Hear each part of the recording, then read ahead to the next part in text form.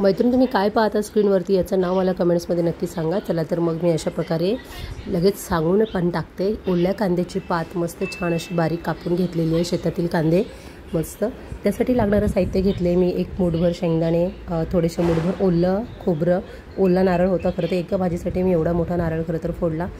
थोडासा लसूण घेतलेले, अर्धा चमचा जिरं, अर्धा चमचा ओवा, जिरे आणि हिरव्या मिरच्या मी डायरेक्टच मिक्सरच्या भांड्यामध्ये टाकले, इथे मी तुम्हाला दाखवलं नाही। तर हे सगळं साहित्य मी एकत्र करून मिक्सरला बारीक पिसणार आहे, थोडंसं पाणी टाकून। एवढा नारळ फोडला पहा विनाकारण एका भाजीसाठी, पण ठीक आहे हरकत नाही, उद्या सकाळी तो वापरून होईल। तर अशी झाली माझी भाजीची तयारी आणि एका बाजूला मेथी पण साफ करून ठेवली उद्या सकाळच्या मुलांच्या टिफिनसाठी। तर आणि हातातील थोडेसे मोठे 2 कांदे होते खाण्यासाठी, मी बाजूला ठेवले भाजीच्या, ते पण कापून तुम्ही टाकू शकता हवं तर भाजीमध्ये, परंतु मी ठेवलेत खाण्यासाठी। एक कढईमध्ये लगेच तेल टाकले, राई थोडीशी तडतडू दिली आहे, राई तडतडली की जिरे टाकले, जिरे झाले की लगेचच आपण कापलेली कांद्याची बारीक पात त्याच्यामध्ये टाकले। एका बाजूला कुकर चढवला आहे, डाळ खिचडी बनवायची होती म्हणून डाळ आणि भात मी एकत्र शॉर्टकट मारण्यासाठी दोन्ही एकत्रच शिजवायला टाकलं। नंतर मी त्याला वेगळी फोडणी देणार आहे, खरं तर एकत्र देतात फोडणी, परंतु आज मला थोडीशी घाई होती म्हणून मी शॉर्टकट मारला। चला तर आपले राई आणि जिरे तडतडलेले आहेत, लगेचच बारीक कापलेले कांद्याची पात वरतून आपण सगळे टाकून छान मस्त असं फ्राय करून घेणार आहोत। थोडंसं मीठ टाकणार आहोत, कांद्याची पात किती जास्त असली तरी परतून ती कमीच पडते, म्हणजे छोटी कमीच होते, कारण ती मिठामध्ये त्याचा आकार जो असतो तो एकदम बारीक होऊन जातो आणि चेपली जाते, शिजते चांगली ती। तर थोडंसं मीठ पण टाकले पहा, चवीनुसार तुमच्या मीठ टाका। छान अशी परतून होईपर्यंत लगेचच हे सगळं साहित्य मी एका भांड्यामध्ये मिक्सरच्या भांड्यामध्ये काढलं, मिक्सरला बारीक तशी पिसून घेते, आता बारीक करून घेते। तुम्ही पाहू शकता स्क्रीनवरती थोडंसं मीठ टाकून आता मी झाकण ठेवलं तरी चालेल, नाही ठेवलं तरी चालेल। आणि काही बऱ्याच जणी गृहिणी काय करतात, ही भाजी चांगली फ्राय परतून न देता लगेचच याच्यामध्ये वाटप टाकतात। ती कांद्याची पात आहे अशीच आकाराने फुगवीर राहते तरी चालतं, फक्त जास्त वेळ शिजून द्यावं लागतं। तर पहा शेंगदाणे, ओलं खोबरं, लसूण आणले, आणि लसूण तुम्ही म्हणाल अशा पाकळ्या कशा, तर मी थोडं वरचा जो पातळ लेयर असतो काचुळांचा मी तसाच ठेवते, तो काही जास्त बाहेर काढण्याच्या बाजूने भानगडी पडत नाही, कारण तो खरं तर पहिला जो एकदम पातळ लेयर असतो लसणाला चिकटलेला तो खरं चांगलाच असतो आरोग्यासाठी, म्हणून मी ते वेळ खाऊ प्रोसेस आहे म्हणून मी ते काढतच नाही घाईच्या कामामध्ये। खरं तर जेव्हा वेळ असेल तेव्हा मी करते साफ। एकीकडे कुकर लावलेलं आहे, कुकरची शिट्टी आता होती आहे। चला दोन्ही कामं आपले बडाबड चालू आहेत ॲट अ टाईम। असं ते मिश्रण आता बारीक झालेलं आहे, याच्यामध्ये थोडंसं पाणी टाकून घ्यायचं, कारण ते बारीक झालं पाहिजे म्हणून थोडं पाणी टाकून परत अजून एकदा बारीक करून घेते।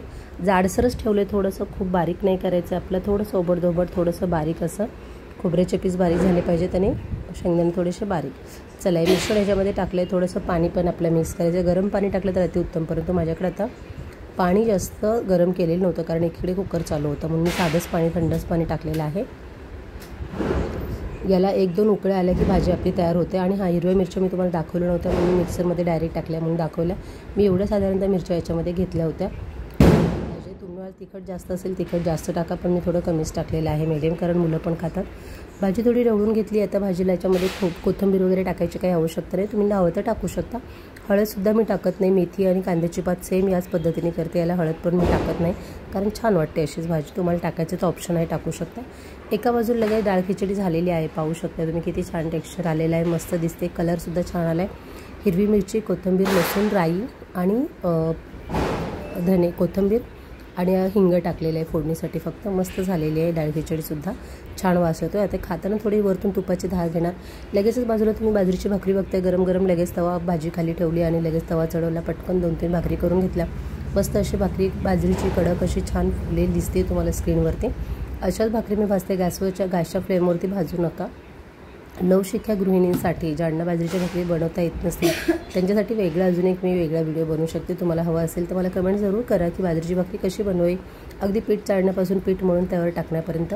अशी वरती भाकरी टाकल्यानंतर थोडीशी उलटण्याने पहा की खाली पलटते का सहजासहजी, आणि वरचा भाग सुकल्याशिवाय लगेच भाकरी पलटायची नाही, तर काय होतं पाण्याने मग ते भाकरी येऊन जाते। तुम्ही पाहू शकता भाकरी उलटून टाकली तरी आपली भाकरी तुटलेली आहे। आता दोन्ही कामं आपली झालेली आहेत, बाजरीची भाकरी फक्त आपलं एकच अजून बाकी आहे, ती मी तुम्हाला दाखवते कशी सुकली पाहिजे, पाणी कसं लावलं पाहिजे, पाणी जास्त लावायचं नाही। भाकरी ही भाकरी अगदी टम्म अशी फुगलेली आहे, आपल्या सगळ्या भाकरी छान अशा मस्त फुगतात, कारण ती थापण्याची पद्धत, पाणी त्याच्यामध्ये आपण किती टाकतो आणि कशा प्रकारे थापतो यावरती ते सगळं असतं। आणि बाहेरच्या बाजूने आपण जेव्हा पाणी लावतो तेव्हा खूप सारं पाणी लावायचं नाही, मग पाण्याने खालची बाजू जी आहे ना ती थोडीशी गजगजीत राहते आणि भाकरी नाही अशी पाहिजे अशी होती, तव्याला चिपकते, बराच वेळ जातो त्या प्रोसेसमध्ये। आणि भाकरीचा खालचा लेअरही आपला स्मूथ असा येत नाही, म्हणून पाणी थोडंसं लिमिटमध्येच लावायचं. तर चला, आपलं सगळं जेवण आता रेडी होतं आहे. जवळजवळ अर्धा 1 तासामध्ये आपलं सगळं जेवण पूर्ण होतं. म्हणजे आत्ताही कुणी जेवायला बसलं तरी आपण देऊ शकतो, कारण डाळ खिचडी झाली, भाजी झाली, गरम गरम भाकरी झाली, ताट वाढून देऊ शकतो. लगेचच आपण आता शेवटचे थोडंसं पीठ उरलं होतं छोट्या मुलांसाठी म्हणून एक छोटीशी भाकरी पण करून घेतली. तुम्ही पाहू शकता ही पण भाकरी छान भाजलेली कुरकुरीत मस्त. लगेच दुसरी भाकरी टाकली. या भाकरीला पाणी कसं लावायचं मी तुम्हाला दाखवते. पाणी थोडंसं अंदाजानेच टाका, जास्त लावायचं नाही. ओला हात करून लावलं नवीन गृहिणीने तरी चालेल, कारण की आपला अंदाज येत नाही पाणी किती लावं, आणि खूप तर आपण पाणी टाकतो. लागेल असंच लावा थोडं थोडं, कारण जास्त पाणी टाकलं तर भाकरी पचपचित होते आणि खालची बाजू चांगली शेकली जात नाही. ठीक आहे, तर अशा पद्धतीने थोडंसं पाणी लावून घ्या आणि 2 मिनटासाठी थांबायचं आहे. तोपर्यंत दुसऱ्या भाकरीचं पीठ वगैरे चाळून घ्या किंवा बाकीचं काहीतरी करा, कारण की वरचं पाणी जर सुकलं तरच भाकरी चांगली शेकली जाते खालच्या बाजूने. पहा, सगळी सुकलं आहे, पाणी आता दिसत नाही आपल्याला. आपण पलटून घेणार आहोत. ही पण भाकरी आता छान भाजून घेऊयात आणि लगेचच ताटं करायला घेऊया जेवण करायला. कारण जेवणाचं खरं तर सत्व असं आहे की आपण कुठलाही आहार बनवल्यानंतर 45 मिनटाच्या आतमध्ये तो खाल्ला गेला पाहिजे. ते जेवण ठेवायचं, परत गरम करायचं किंवा फ्रीजमध्ये ठेवा, परत गरम करा आणि मग खा. याच्यामधील जीवनरस सगळा निघून जातो. त्यामुळे कुठलंही अन्न असेल बनवल्यानंतर 45 मिनटामध्ये लगेच जेवायला घ्यायचं. असं आमचं जेवणही लवकर असतं, त्यामुळे काही प्रश्नच नाही. तुम्ही पण अशाच पद्धतीने करा. काही छोट्या मोठ्या सवयी आपल्या लावून घ्या डेली रुटीनमध्ये. तर माझा हा डेली रुटीनचा ब्लॉग तुम्हाला कसा वाटला, जेवणाचे व्हिडिओ कसे वाटतात रेसिपीचे, हे मला कमेंट्समध्ये नक्की सांगा. खरं तुम्ही जर मला कमेंट्समध्ये सांगितलं तर मी चांगले चांगले व्हिडिओ अजून बनवू शकते आणि मला थोडंसं हुरूप येईल. बाकी काही होणार नाही तुमच्या कमेंट्सने. तर तुम्हाला हा ब्लॉग कसा वाटला मला नक्की सांगा कमेंट्समध्ये. आणि गावरान खमंगपणा या चॅनलवर असाच भरभरून प्रतिसाद द्या.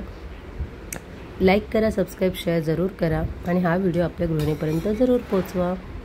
चला, शेवटची भाकरी झाली की आपण लगेचच जेवण करून घेणार आणि नंतर मग कट्टा भांडी एकत्र साफ करून घेणार आहोत. सध्या आता जेवण करून घेऊयात लगेचच. भाकरी फुगते का तुम्ही पहा. आपल्या सगळ्या भाकरी अशा छान टम्म अशा पुरणपोळीसारख्या फुगलेल्या आहेत, त्यामुळे भाजीचा प्रश्न जर फटाफट अशा पद्धतीने आपलं जवळजवळ सगळं जेवणच आता रेडी होत आहे.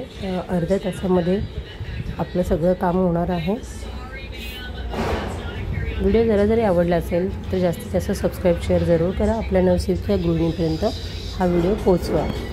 आपलं साधं सात्विक जेवण कसं बनवतो या पद्धतीने. आजचा मेनू काही विशेष नव्हता, साधीच भाजी होती पण खूप छान होती.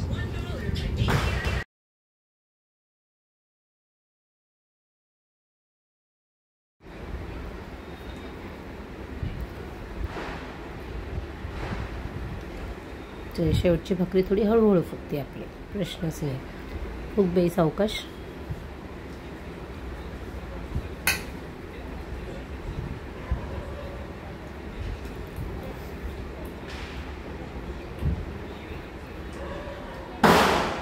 अशा प्रकारे सावकाश साईडने असे चमच्याने उलटण्याने दाबून घ्या, कारण की खालची बाजूसुद्धा चांगली शेकली जाते. ज्या ठिकाणी फुगली तेवढीच बाजू चिपकते आणि बाकीची कच्ची राहते. यासाठी सगळ्या बाजूने थोडंसं उलटण्याने अशी दाबून घ्या, म्हणजे सगळीकडे छान फुगतेसुद्धा आणि शेकतेसुद्धा भाजी खालच्या साईडने भाकरी. तर आपली जरा थोडी जास्तच भाजली पण हरकत नाही. छान अशी बाजरीची भाकरी कुरकुरीत कडकच छान लागते. चला, लगेच ताटं करायला घेऊयात. हे झालं आमच्या छोट्या मुलाचं ताट तयार आणि मी माझंही लगेच ताट तयार करायला घेते आणि सगळ्यांनाच वाढून देते.